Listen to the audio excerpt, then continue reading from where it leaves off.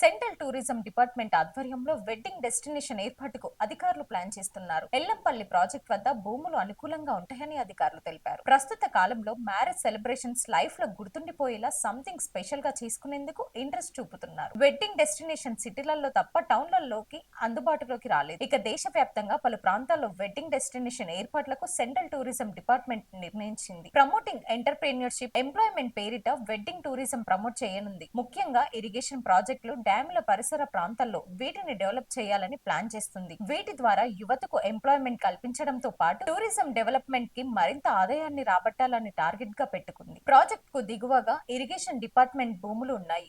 ఇక్కడ కొంత భూమిని ఇంటర్నేషనల్ ఫిష్ పాండ్ కి కేటాయించారు. మిగతా స్థలం వెడ్డింగ్ డెస్టినేషన్ కు అనుకూలంగా ఉంటుందని అధికారులు భావిస్తున్నారు. ఏ ఏ ప్రాంతాల్లో వెడ్డింగ్ డెస్టినేషన్ ఏర్పాట్లకు అనువుగా ఉంటాయో ఫిజిబిలిటీ రిపోర్ట్ పంపించాలని రాష్ట్ర టూరిజం అధికారులను ఆదేశించారు. మరి ఈ వెడ్డింగ్ డెస్టినేషన్ గురించి మీరేమనుకుంటున్నారో కామెంట్ బాక్స్ లో కామెంట్ చేయండి.